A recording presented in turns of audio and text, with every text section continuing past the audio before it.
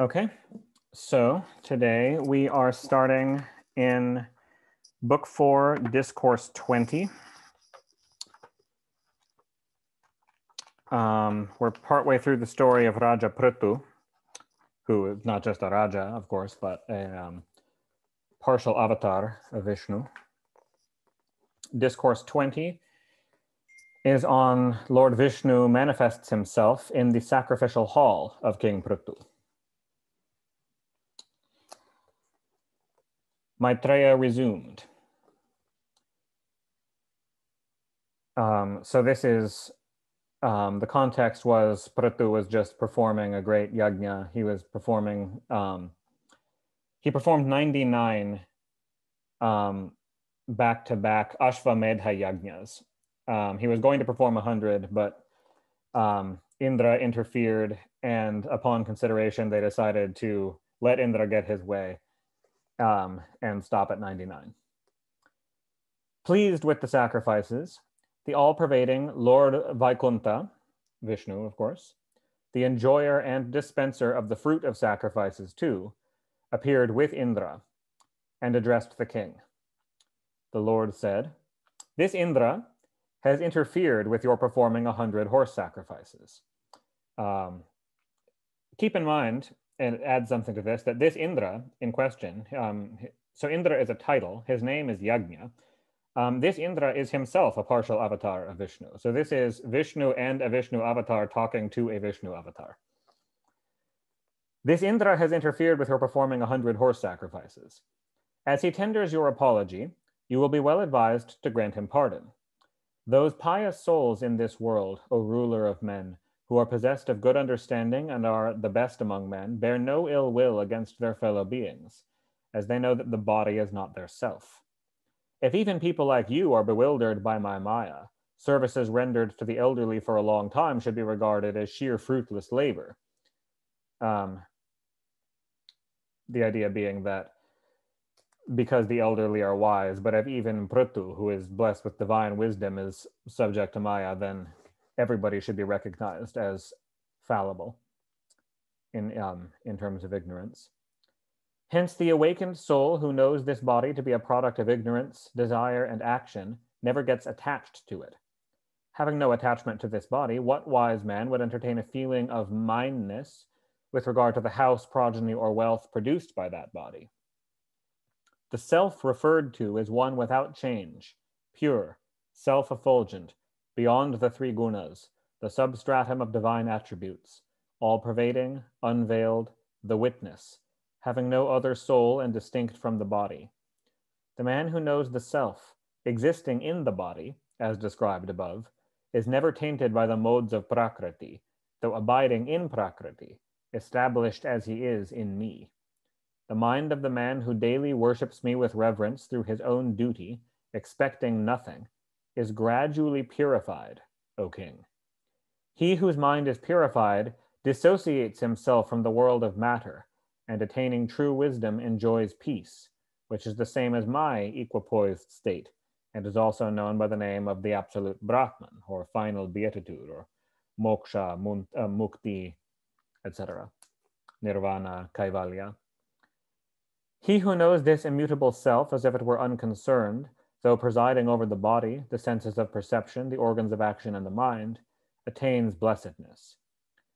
Transmigration, meaning reincarnation from body to body, takes place only of the subtle body, which is made of the 5 subtle elements, the senses, and the deities presiding over the same, and a reflection of the spirit, and which is distinct from the spirit. Enlightened souls who have conceived a strong attachment to me never give way to the morbid feelings of joy and grief when they meet with affluent or adverse circumstances. Viewing the exalted, the middling, and the vile alike, and balanced in joy and sorrow, and having conquered the senses and the mind, O valiant monarch, protect all the worlds with the help and cooperation of all the people made available by me. Protection of the people is the only way to the salvation of a ruler, for he thereby gains hereafter 1/6 of the merit earned by the people. This is a traditional Vedic teaching that if the Raja is perfectly in dharma, he gains 1/6 of the punya performed by the people under his protection. while he, on the other hand, who fails to protect the people and yet levies taxes on them, so taxes them without protection, forfeits his merits and eats sin, specifically that he gains 1/6 of the papam from all of their actions. Thus mainly devoted to the sacred duties approved of by the foremost brahmanas and enjoined by tradition, though unattached to them, and ruling over the earth, you will win the love and devotion of the people, and in a short time you will be able to see the perfect ones, who will call on you at your own house. And ask of me any boon, O ruler of men, since you have won me by your virtues and good disposition. I am not easily accessible through sacrificial performances or austerities or even yoga, dwelling as I do in the heart of the even-minded. And it is not easy to be even-minded. Maitreya continued. Thus instructed by Lord Vishvaksena, the preceptor of the universe, King Prithu, the conqueror of the world, bowed his head to Srihari's command. He embraced Indra, who was just going to touch the latter's feet by way of apology, and was ashamed of his own act. So Indra was going to go touch Prithu's feet and apologize for interfering in his Ashvamedha Yajna, but he stopped Indra from bowing by hugging him, and they gave up their enmity towards each other. Prithu now offered worship to the Lord, who is the soul of the universe, clasped his lotus feet with increasing devotion. Though inclined to depart, the Lord, who had eyes resembling the petals of a lotus and who is the disinterested friend of the virtuous, kept on looking at him and could not proceed, being detained by his own kindly disposition. Prithu, the first constitutional monarch on this earth, could not see Srihari because his eyes were bedimmed with tears, nor could he speak anything, his voice choked with tears. Embracing him in his heart, embracing Srihari in his heart, he held him there and stood with joined palms. Then, wiping his tears, he gazed on the Supreme Person who appeared before his eyes that would not be sated, and who stood touching the ground with his feet, and with the fingertips of one of his hands placed on the elevated shoulder of Garuda, and he addressed the Lord. Prithu said, "How could a wise man ask boons, enjoyable by those whose mind is engrossed in the world of matter? Of you, O omnipresent Lord, the ruler of those capable of conferring boons. I too would never ask of you, O Lord, bestower of final beatitude, boons which are available even to the denizens of hell. I crave not under any circumstance even final beatitude, or moksha. Where there is no nectar of your lotus feet, oozing from the inmost heart of the most exalted souls through their lips. In other words, where there is no more bhakta and ishvara. He prefers to maintain that separation, to maintain the relationship between two, rather than merging into oneness. Pray endow me with 10,000 ears. This is the boon I ask of you. Meaning to be able to hear 10,000-fold the praises of the Lord. O Lord of excellent renown, even the air laden with drops of the nectar of your lotus feet, issuing from the mouth of exalted souls, restores the knowledge of self to us fallen yogis, who have forgotten the path leading to the truth. Hence we require no more boons. How can a man of flair, who has accidentally heard your auspicious praises in the society of noble souls only once, O Lord of excellent fame, feel sated thereby, unless he is a veritable brute, with the glory which even Sri has gladly adopted as a theme of her songs, keen to imbibe your virtues. Full of ardent longing, therefore, I would, like Lakshmi, I believe what he called her was Padmahastini, she with a lotus in her hand, adore you with all my being, you the highest of all embodied beings and the abode of all excellences. Let there be no bickering between us two who are competing for the service of a common lord, meaning between him and Indra, and who have focused our mind on your feet alone. Jealousy is sure to be aroused. O Lord of the universe, in goddess Lakshmi, the mother of the universe, or Jagadmata, whose role it is my desire to share. But fond as you are of the meek, you make much even of their trifling services. And rejoicing as you do in your own self, you have nothing to do even with her, and no fundamental attachment to something outside Paramatman. It is therefore that even after attaining wisdom, pious souls worship you alone, who dispel the delusion caused in the mind of your devotees by the modes of Prakriti. We know of no other purpose than the constant remembrance of your feet in the life of noble souls, O Lord.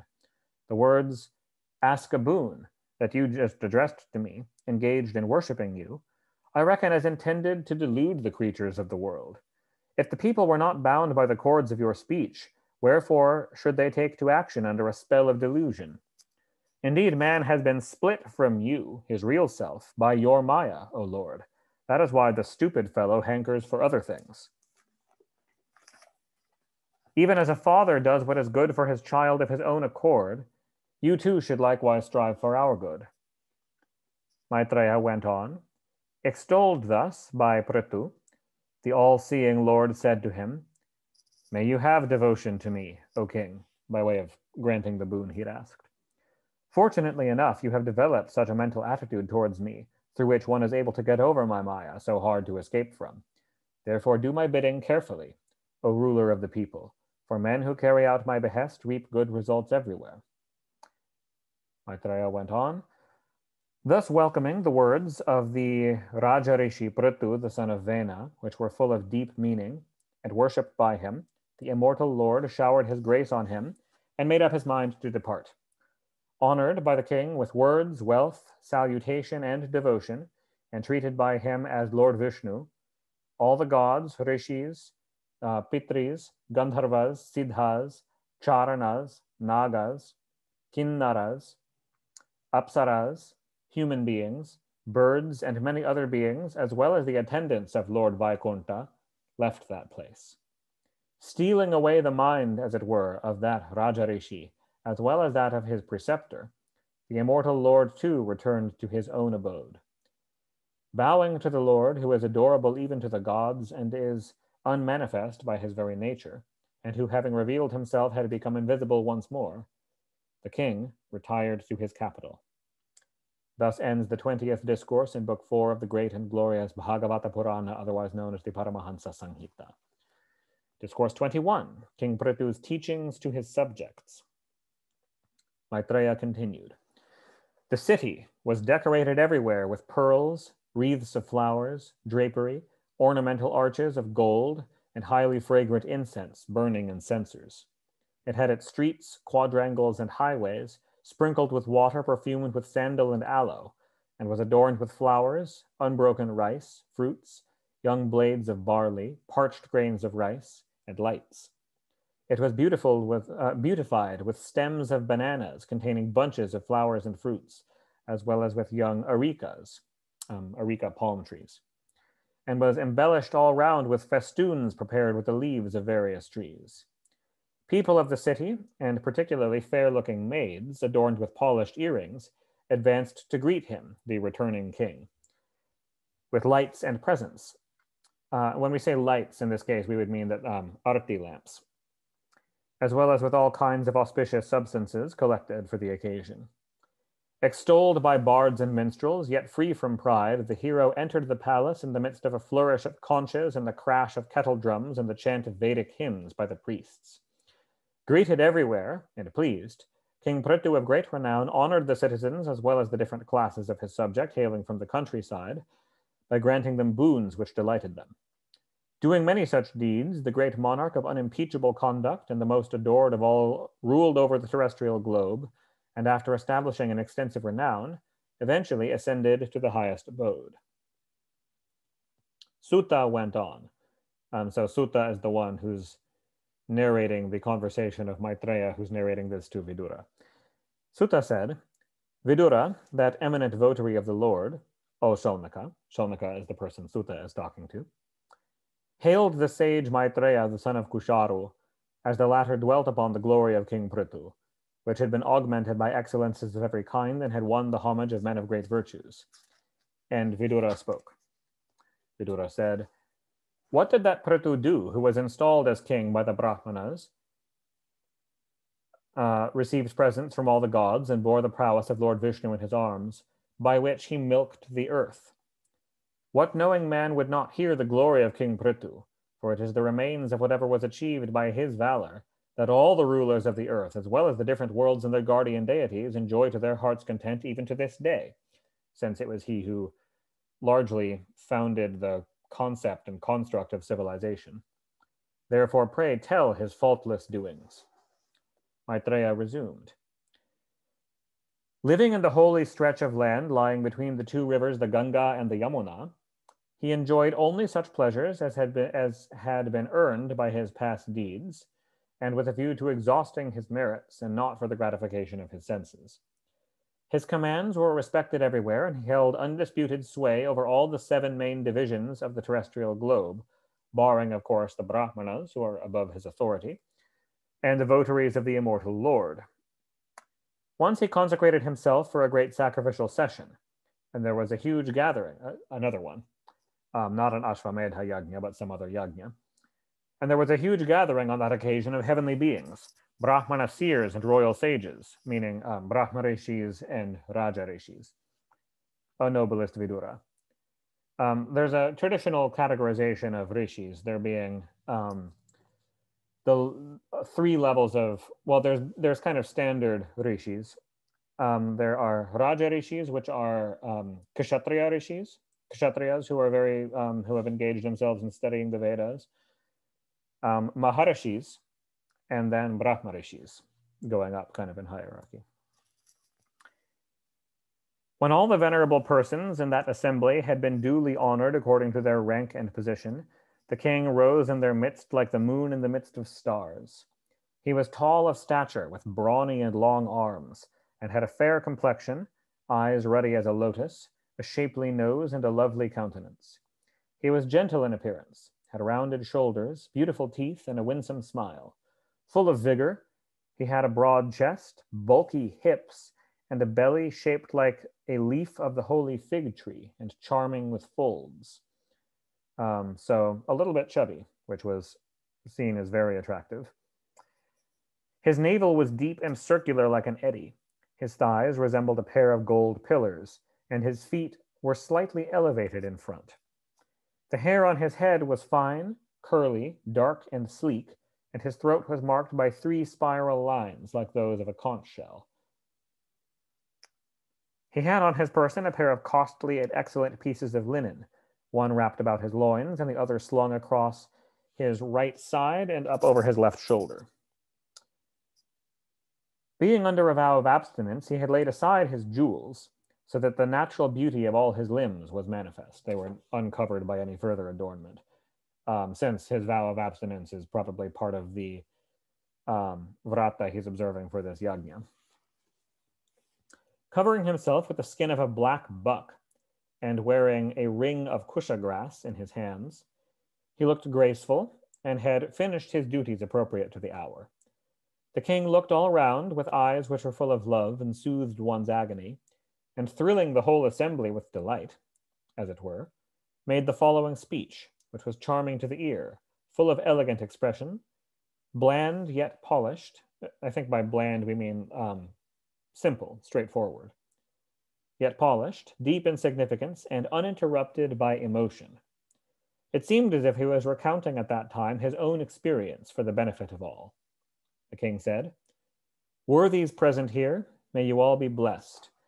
Pious souls gathered here, pray listen.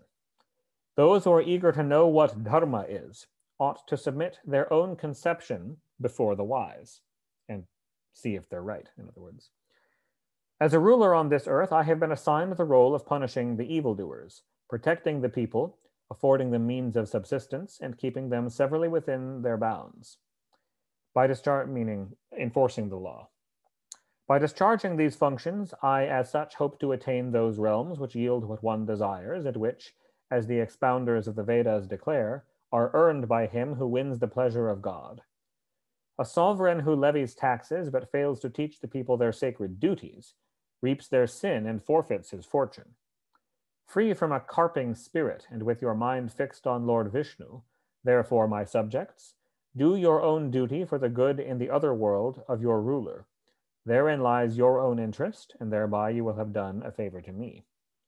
Kindly lend your hearty support to this, O pure-hearted manes, pitris, gods and sages, For the fruit which accrues hereafter to the doer, the instructor, and the countenancer is the same. In the opinion of some, O most worthy ones, there is a God who dispenses the fruit of all actions. For both here and hereafter can be seen in some rare cases places of enjoyment, as well as bodies which are endowed with uncommon brilliance. In the opinion of Swayambhuva Manu, Uttanapada, King Dhruva, the royal sage Priyavrata, my grandfather Anga, nay of Brahma, the birthless creator, and Lord Shiva, the progenitor of the universe, as well as of Prahrada and Bali, the Asura kings, and others like those enumerated above, one has to do with Bhagavan Narayana, the sole independent means of securing, in other words, in the pursuit of dharma, that the cycle of dharma and good karma necessarily pertains to Bhagavan Narayana, the wielder of the mace, the sole independent means of securing the three objects of human pursuit, dharma, artha, and kama, as well as heavenly bliss and final beatitude or moksha. The only dissenters from this general opinion being my father Vena and a few others who were deluded in the matter of righteousness and deserve to be pitied. Like the stream Ganga that has flowed from his great toe, from Bhagavan Narayana's great toe, the pious and ever-increasing relish one finds in adoring his feet immediately wipes out the impurity of mind of those afflicted by the trials and tribulations of mundane existence, accumulated in the course of all previous births. Even the man who has taken shelter in the soles of his feet is completely rid of all the impurities of mind, and acquiring the special power of dispassion and self-realization, never returns to worldly life, which brings misery in its train. Confident of achieving the goal according to your merits and free from hypocrisy, worship him alone, whose lotus feet are capable of yielding whatever you desire, with the functions of your mind, speech, and body, and by your own duties, which serve as a means of procuring a living to you. A compact mass of pure consciousness and attributeless in essence, he manifests himself in the path of the ritual in the form of a sacrifice, possessed of many attributes, which is accomplished with the help of diverse substances, qualities, actions, as well as through the purposes to which the various rites are directed, the intention with which a sacrifice is undertaken, or the sankalpa, the distinctive virtue of things, and the appellation by which a sacrifice is known, meaning the name of a specific yajna, like Jyotishtoma yajna, or Vajapeya yajna, or whatever, Ashvamedha yajna, or whatever yajna you're doing. Even as fire, manifested through different pieces of wood, appears endowed with their peculiarities, like a small piece of wood burning will produce a small fire, a forest burning will produce a giant fire, so does the all-pervading Lord, manifesting himself through the medium of the intellect in the body, which is a product of prakriti, the time spirit, latent desires, and destiny, appear as the fruit of various religious rites as well, different depending on the rite. Oh, those of my subjects on the surface of this globe who with a firm resolve incessantly worship, through the performance of their duty, Sri Hari, the preceptor of the universe and the supreme lord of all of those who receive a share in the sacrificial offerings, really do me a favor. May the luster emanating from the ruling race through their great affluence and power never overpower the Brahmana race, and the votaries of the invincible Lord Vishnu, shining brightly through sheer forbearance, austerity, and adoration. This is particularly relevant because such an overpowering occurred under the rule of his father, Vena. And he's basically saying, never again. It is by ever adoring the feet of the Brahmanas that Sri Hari, the most ancient person, who is a devotee of the Brahmana community and who takes the lead among the most exalted, one Lakshmi, who never leaves him, and a glory which sanctifies the universe. Following as you do the righteous conduct of the Lord, pray, adore in all humility and with your entire being the Brahmana race, by serving whom that independent Lord who dwells in the heart of all and is fond of the Brahmanas is supremely pleased. Who is better qualified in this world to serve as a mouth of the gods than the Brahmana race, by constantly adoring whom a man automatically attains final beatitude before long, consequent on his mind getting purified as a matter of course. The immortal Lord, who is the sole theme of the Upanishads, surely does not enjoy the oblations poured into the sacred fire, which is bereft of consciousness, so well as those offered with reverence into the mouth of a Brahmana by the knowers of truth in the name of gods fit to be adored in a sacrifice. Equipped with reverence, austerity, commendable conduct, chariness of speech, self-control, and concentration of mind, the Brahmanas ever retain in their memory, with a view to discovering the truth, the pure and eternal Veda, in which this universe can be seen as in a mirror. O venerable ones, let me carry the dust of their lotus feet on my crown all my life, for the sins of the man who constantly wears it, meaning the dust of the feet of Brahmanas, speedily disappear, and all sorts of virtues seek their abode in him, and riches, as a matter of course, woo him who is an abode of excellences, rich in moral character, full of gratitude, and devoted to the elders. May the Brahmana race and the bovine species, as well as Lord Janardana and his servants, be gracious to me. Maitreya went on. As the king spoke thus, the Pitris and gods, as well as the Brahmanas, who were pious souls, felt delighted at heart and applauded him, uttering words of approbation.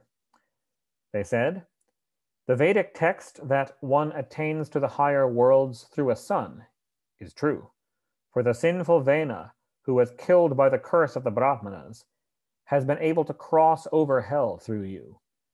Even so, Hiranyakashipu, the reason here is because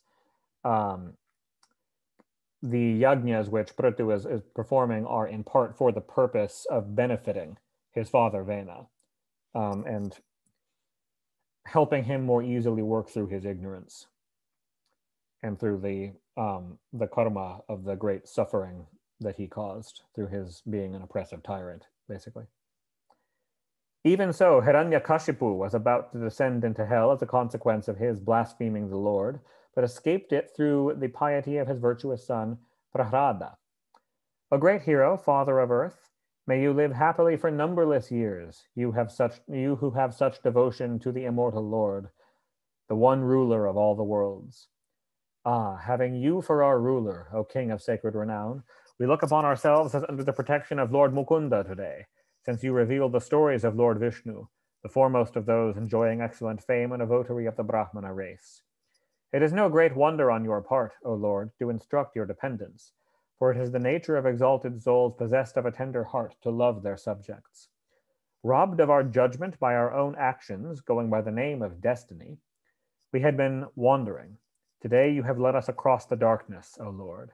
Hail to you, the most adorable person, dominated by the quality of sattva unmixed with rajas and tamas, who, inspiring the Brahmana race, protect the Kshatriya community and vice versa, and inspiring both, maintain the whole universe by dint of your own energy.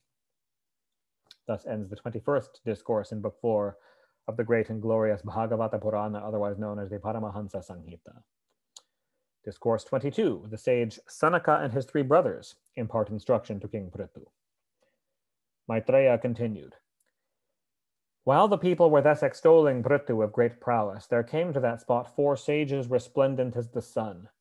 Surrounded by his attendants, the king saw the lords of divine seers, or Devarishis, descending from the heavens. They were recognized through their splendor, which dispelled the sins of the spheres. King Prithu rose with his courtiers and all others present there, as if eager to seize back his life breath that had shot forth at their very sight. This refers to an old saying. There's a footnote here referencing this old Vedic saying that the life breath of a young person goes forth to meet their elders when their elders appear, and that when you rise and bow, it returns to you. It's just kind of a saying in the Vedas referring to the basically the importance of respecting elders. So it's that expression that's being referred to here. Even as the mind runs forth to meet the objects of sense enjoyment. When they had accepted the arghya, arghya is offered in a traditional Hindu greeting for a guest, particularly a distinguished guest. It's water offered for washing the hands, and there's often some other components to it as well. So they had accepted the arghya and taken their seat. Then the king, who was urbane in manners and was overwhelmed by his esteem for them, worshipped them with due ceremony, his head bent low with modesty. He sprinkled his tuft of hair, the tuft of hair that Dvijas wear on the back of the head typically, with the hallowed drops of water wherewith he had washed their feet, thus duly following the ways of the virtuous, as if in order to evince his respect for the same. Endowed with reverence and self-discipline and full of delight, he addressed those sages, the elder brothers of Lord Shiva, who, when installed on seats of gold, shone like the sacrificial fires in their proper places. Prithu said, "Oh, what meritorious acts have I performed, O abodes of auspiciousness, that I have been blessed with your sight, whom even yogis find it difficult to perceive. There is nothing very difficult to attain in this world or the next for him with whom Brahmanas and Lord Shiva and Vishnu and their attendants are pleased. The world does not perceive you, even though you range through the various regions, just as the visible creation and Mahatattva, etc., which are the causes of this world, are unable to perceive the all-seeing self. Though poor, those pious householders are blessed, whose house contains water, straw, or bare ground, the master himself and his servants, etc., worthy of acceptance by venerable souls. Like the trees harboring serpents are those houses, which, though replete with all kinds of riches, are not hallowed by the holy water washing the feet of the Lord's devotees. Welcome is your visit to this place, O exalted Brahmanas, for despite your juvenility, since these are the four sages who are permanently in the bodies of young children, you are ever self-controlled and reverently observe great vows, following the ways of seekers after liberation. Is there good for us who know the objects of senses to be the only thing worth coveting and have fallen, through our own doings, into this transmigration, meaning into the wheel of samsara? It is out of place to make inquiries about your welfare, inasmuch as you revel in your own self and no thoughts of good and evil arise in you. Therefore, reposing full faith in you, I inquire of you, the loving friends of the distressed, how salvation can be easily attained in this birth. Surely the birthless Lord, who shines as the very self in sages and reveals himself, moves about on this earth in the guise of siddhas, in order to shower his grace on his devotees. Maitreya went on, hearing these graceful and righteous words of Prithu, which were pregnant with serious import, brief and delightful, the sage Sanat Kumara cheerfully replied as though smiling. Sanat Kumara said, "A very good inquiry has been made by you, even though you know the answer, O great monarch, your heart being given to the good of all living beings, for such is the bent of mind of the virtuous. The meeting of pious souls is thought highly of, both by themselves and by those who meet them, for worthy questions put to, and the noble answers given by them, enhance the happiness of all. Certainly, O king, are you gifted with that rare and abiding love for hearing the praises, elicited by suitable questions, of the lotus feet of Sri Hari, or as he actually called him, Madhusudana, which shakes off the impurity of the mind in the shape of latent desires so difficult to remove. In the scriptures, which have made a thorough inquiry, absence of attachment to things other than the self, and intense love for one's real self, the attributeless Brahman, or Nirguna Brahman, have been finally concluded to be the only way to salvation for men.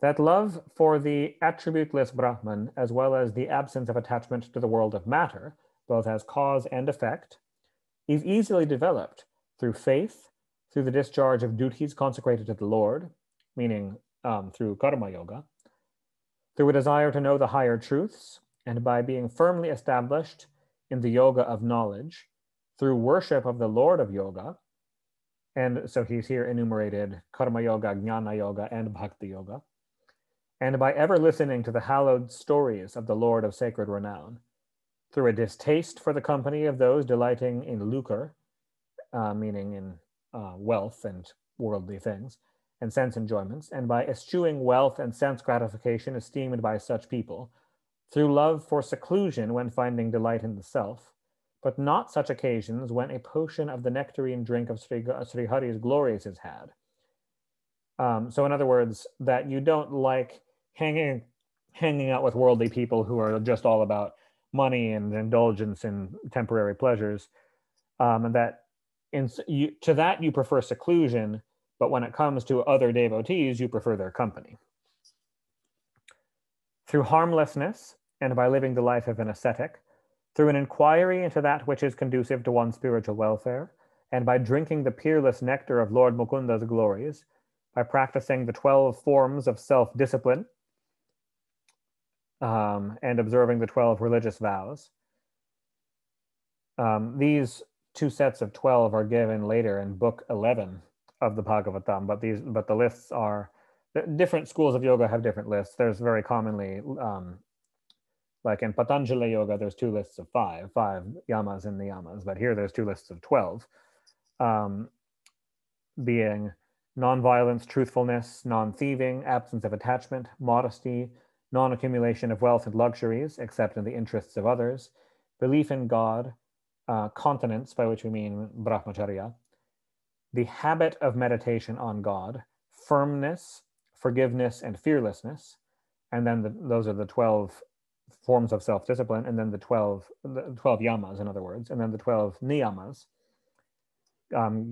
are internal and external purity, muttering the divine names and sacred texts, by which we mean muttering, we mean there's different types of chanting.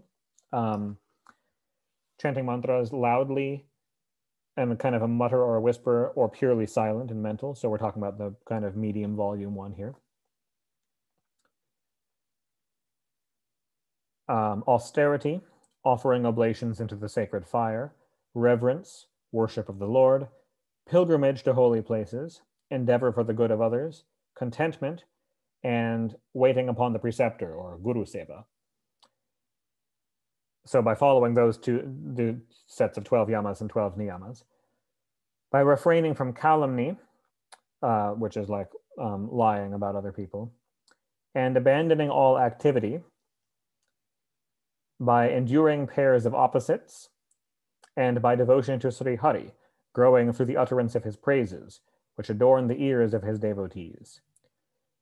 When this love, that's actually a nice metaphor here, saying that the praises of Sri Hari are like the earrings of his devotees, that they always want to be listening to it. When this love for Brahman gets firmly rooted, man resorts to a guru, and like the fire consuming the very source whence it originates, he dissolves his subtle body, mainly consisting of the 5 subtle elements and enveloping his pure self, when the same has been freed from its latent desires by the force of wisdom and dispassion. When the envelope that wraps the pure self, and which stood heretofore between the soul and the oversoul, has been dissolved, the embodied soul sheds all the attributes of that envelope, and no longer perceives that which is external to the self, nor his subjective states, just as a dreaming man no longer sees the things of his dream when it has been broken by waking.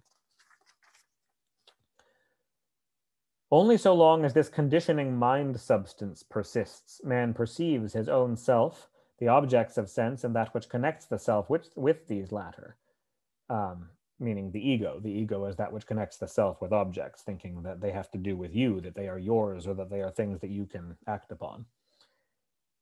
And not at any other time. Everywhere it is only when water or a mirror or any other condition is present that a man perceives the difference between one's own self and that which is external to oneself, and not at other times. Distracted by the senses, which are themselves drawn towards their objects, the mind of those that muse on such objects take away that muse on them, in other words, that become excessively attached to them, takes away the power of discrimination of the intellect, just as a clump of grass sucks up water from a pool. Meaning that the discrimination of the intellect, which kind of naturally dwells within, gets sucked into sense objects like water into grass, and the activity of your intellect, most of your thoughts get drawn into being about external things instead of being internal and reflective. Consequent on the loss of reason, memory fails, Loss of memory is followed by loss of wisdom, and the sages refer to loss of wisdom as the ruination of the self through one's own self. There can be no greater loss in the world to a man than the ruination through one's own self of the soul, for whose sake everything else becomes dear. Here he's essentially quoting the Brihadaranyaka Upanishad. Constant preoccupation with wealth and the objects of sense means the ruination of all the interests of men. Deprived of his knowledge and wisdom through such preoccupation, man is reborn in the immobile creation, meaning reborn as a plant or as a mineral. Whoever is keen to cross and reach the other end of the impenetrable gloom in the form of ignorance should never conceive an attachment to that which is most detrimental to religious merit, worldly possessions, gratification of the senses, and liberation, meaning to dharma, artha, kama, and moksha. Of these four, too, liberation alone, moksha, is acknowledged as the highest purpose of life. For everything falling under the category of the other three objects of human pursuit, dharma, artha, and kama, is ever exposed to the fear of death. That whatever wealth you obtain, whatever pleasures you amass, and so on, upon death you'll lose it all. Moksha is the only one that is not destroyed by death. Indeed, it is benefited by death, because you get to drop away the body. There can be no stability in the higher and the lower orders of creation that have come into existence ever since the equilibrium of the three modes of Prakriti was disturbed, for their hopes have always to be blasted by the all-powerful time. Therefore, O king, know him to be your very self, the Lord, who perceptibly and inwardly shines as the all-pervading ruler of the jiva, in the heart of mobile and immobile beings invested with a body, the senses, the vital airs, the intellect, and the ego. Him do I resort to, the ever-free, taintless, and enlightened principle, who has set aside Prakriti defiled by the karmas, and in whom appears this phantom of the universe both as cause and effect, vanishing on the dawn of discriminating wisdom, even like the notion of a serpent with regard to a wreath of flowers.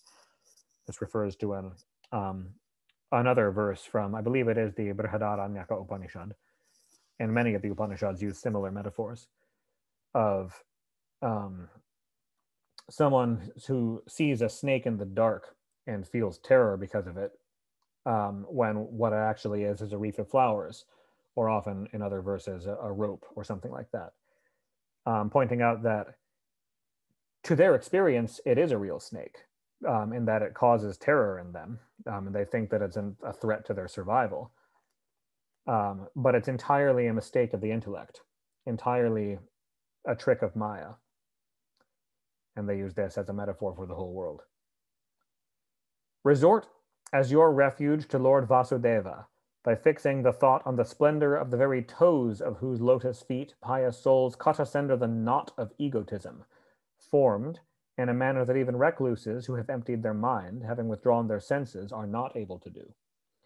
Great agony is experienced in crossing the ocean of metempsychosis, meaning the ocean of reincarnation, which is infested with crocodiles in the shape of the five senses in the mind, by those who have not found their boat in God, inasmuch as they seek to reach the other end of it by painful means, stumbling through by yourself. Therefore, you make the adorable feet of Lord Sri Hari your boat, and cross the ocean of misery, which is so difficult to cross. Maitreya resumed. Enlightened thus about the true nature of the self by Sanat Kumara, son of Brahma, the creator, and a knower of Brahman, the king duly praised him and addressed him. The king said, Sri Hari, who is kind to the afflicted, showed his grace to me in the first instance. It is in order to bring it to its culminating point, O divine sage, that you have all come. And compassionate as you are, it has been made fruitful in its entirety by you. What shall I give you when everything belonging to me, including myself, has been graciously allowed to me by pious souls like you? My life, spouse, sons, and house with all its appurtenances, kingdom, army, lands, and treasury, all this I offer. He alone who is well versed in the Vedas and other sacred books is competent to command armies, rule over a kingdom, direct policies of war, and exercise dominion over all the worlds. A Brahmana eats his own food, wears his own clothing, and gives away his own property to others. It is by his sufferance that the Kshatriyas and others eat their food. Meaning that everything, if we are to recognize property of individuals existing at all, everything is the property of the Brahmanas, the knowers of, by which he means the knowers of Brahman. It is by his sufferance, yes. May you, who are well versed in the Vedas and have in your abounding compassion precisely explained to us in the course of your dissertation on the spirit, the true nature of God as depicted above, may you ever be pleased with your own acts. Who will make himself a butt of ridicule by presuming to recompense your acts of benevolence? As if some material gift would be of any value to sages like the Kumaras. Maitreya continued, adored by King Prithu and praising his virtuous conduct, those masters of the science of self-realization rose to the heavens while everyone stood gazing on them. Vena's son, the foremost among exalted souls, who was firmly established in the self through concentration of mind as a result of the instruction received from them in the science of the spirit, regarded himself as one who had realized all his ambitions. He performed his duties at the proper time, at the proper place, and in the proper way, to the best of his ability and resources, as an offering to God. Resigning the fruit of his actions to God with a concentrated mind, and regarding himself as a witness of actions and beyond Prakriti, he remained unattached. While remaining a householder and endowed with imperial fortune, he was free from egotism and conceived no attachment for the objects of sense. Even as the sun, though shining on a bog, does not get daubed with it. Thus, duly performing duties at the proper place and time, with his mind fixed on the self, the king begot through Archi, his wife, 5 sons who came up to his ideals: Vichitashva, Dhumrakesha, Haryaksha, Dravena, and Vrika. A part manifestation of the immortal Lord, Prithu alone manifested at the proper time qualities of all the regional gods for the protection of the created beings of the world. Delighting the people with his mind, speech, and conduct, as well as by his charming virtues, he bore the title of Raja, like another moon god. Even as the sun, since the moon god Somadeva also has the title of Raja.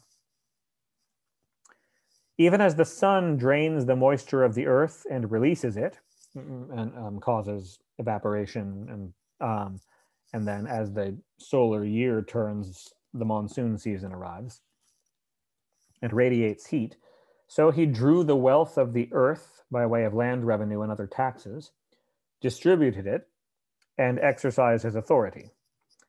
He was formidable like fire in splendor, and hard to conquer like the great Indra, vied with the earth in forbearance, and with the, meaning in patience, and with the heaven in bestowing on men whatever they sought.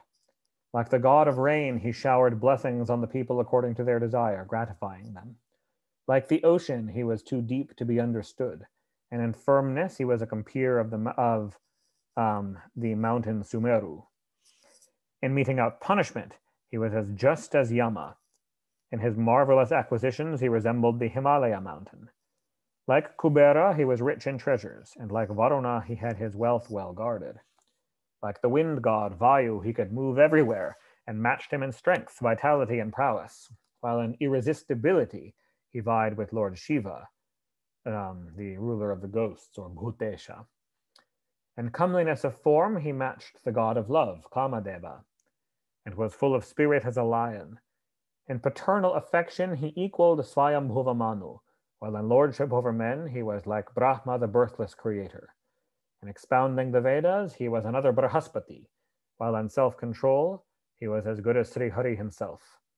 And in devotion to the cow, the preceptor, the cow, the guru, and the Brahmanas, as well as to the votaries of Lord Vishnu, and in modesty, humility, and amiability, as well as in his efforts for the benefit of others, he was his own equal, meaning no one was equal to him.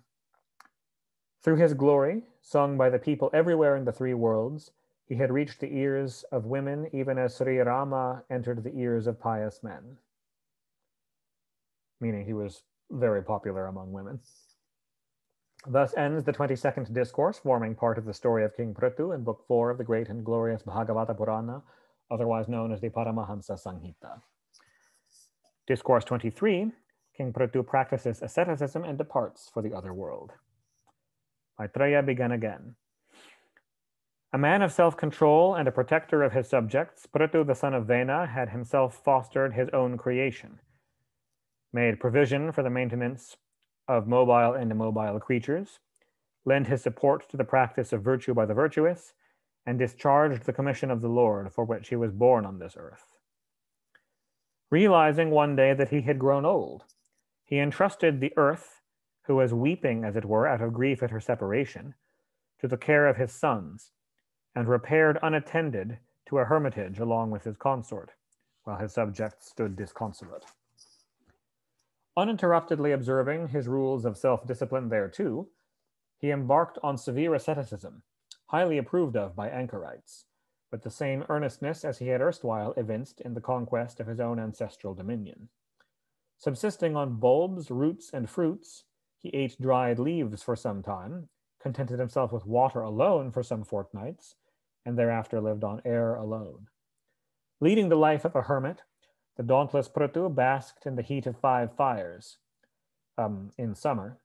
So this is a traditional tapas called Panchagni Tapasya, where in the full heat of summer, you can see people in India doing this even today, sadhus and such.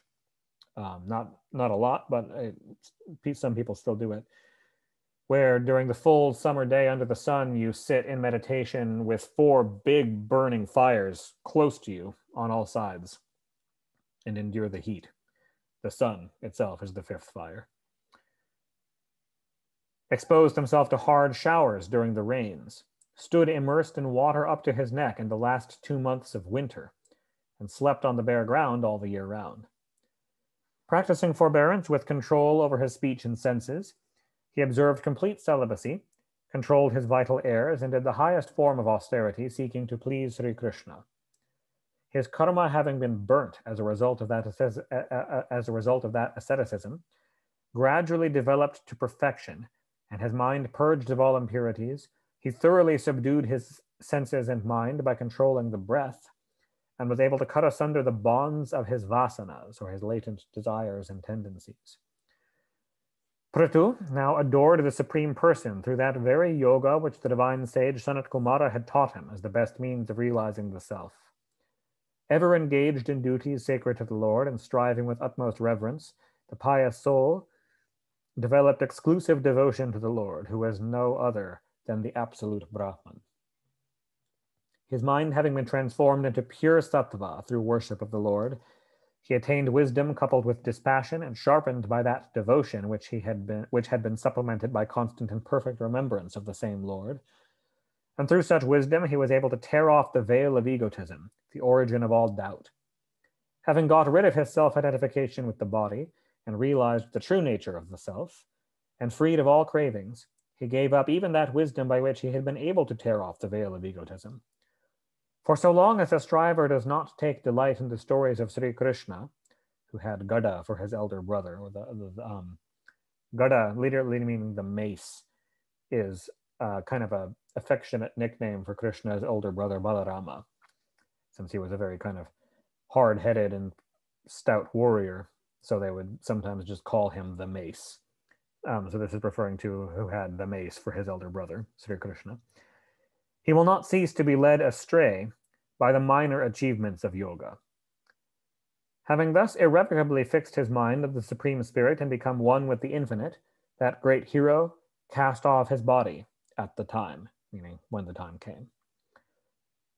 Closely pressing the anus with his heels, so sitting in that posture, and slowly forcing up the breath from the Muladhara chakra, he held it first at the navel and then at other places, such as the heart, the chest, the throat, and the space between the eyebrows. So he is forcing up the kundalini, up the Sushumna Nadi through chakra after chakra, through the heart, through the chest, through the throat, and then to the Agnya chakra. Directing the breath higher up by stages to the crown of the head, the Sahasrara, and free from all cravings, he merged the air of his body into the cosmic air, the solid part of the body in the earth, So the air merged into the cosmic air. The solid part of the body merged into the earth, meaning died and fell to earth. The fire into the cosmic fire. The apertures, meaning the space within the empty space in his body, merged into the cosmic ether, and the liquid of his body merged into water, each to its own source. He merged earth in water, water in fire, fire in the air, and the air in ether. He merged the mind into the senses, and the senses into the subtle elements from which they severally proceeded. And carrying these higher still, merged them along with the ego in the Mahatattva.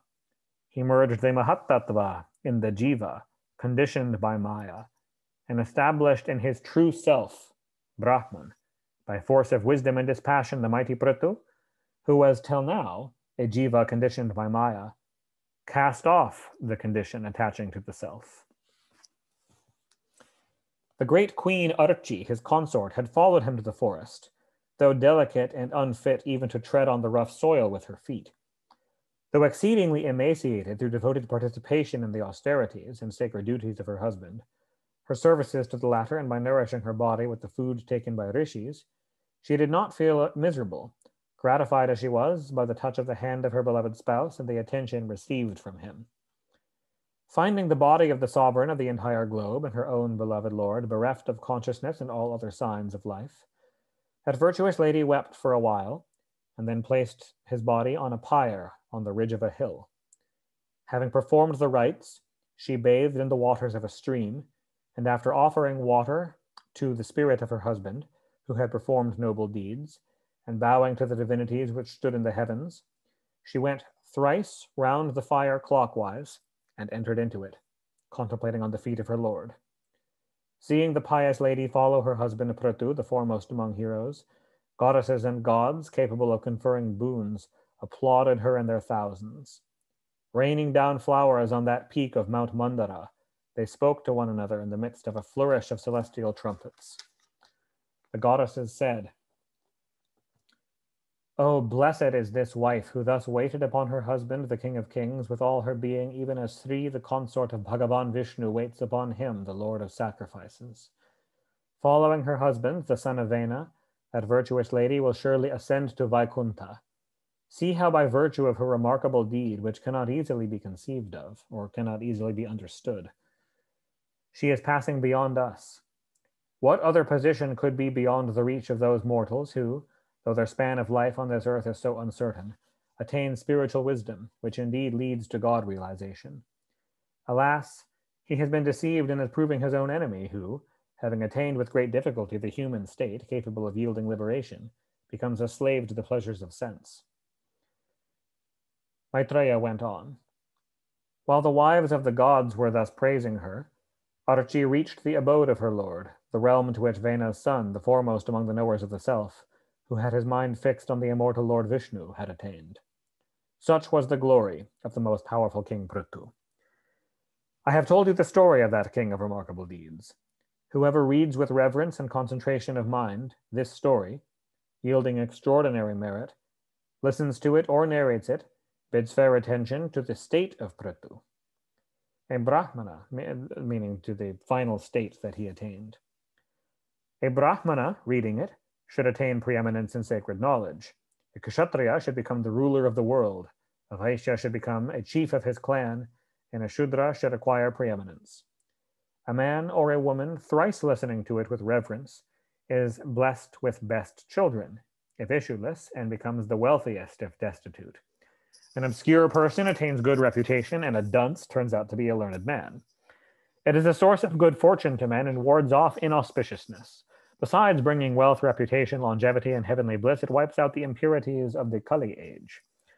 By those who are particularly keen to acquire religious merit, wealth, enjoyment, and liberation, the story should be listened to with reverence, being the best means of achieving these four, of dharma, artha, kama, moksha, the purusharthas. The kings against whom a monarch out to conquer marches, after listening to this narrative, bring tributes before him even as they did before Prithu. Free from attachment to everything else and cherishing unalloyed devotion to the Lord, one should listen to, narrate, or read the sacred story of Prithu, the son of Vena. I have told you, O Vidura, son of Vichitravirya, this narrative revealing the Lord's glory. A man fixing his thought thereon should attain to the goal reached by Prithu. A man who, devoid of all attachment, daily listens to or narrates with reverence this story of Prithu, develops unflinching devotion to the Lord, whose feet serve as a bark to take one across the ocean of mundane existence. A bark is a type of boat. To take one across the ocean of mundane existence. Thus ends the 23rd discourse in Book 4 of the great and glorious Bhagavata Purana, otherwise known as the Paramahansa Samhita.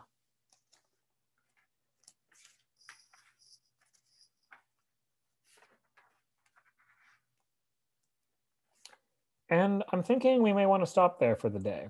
It's just after 10. Sometimes we go a little longer, but we just ended Prithu Lila, and which has kind of been our subject for a couple of weeks, since it's a long story. And we kind of move into another subject next after that. So I feel like this is kind of a good break point.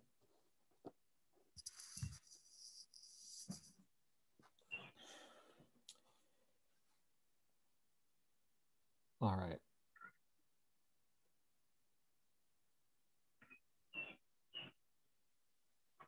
Nice. Yeah, that's a great story to end with.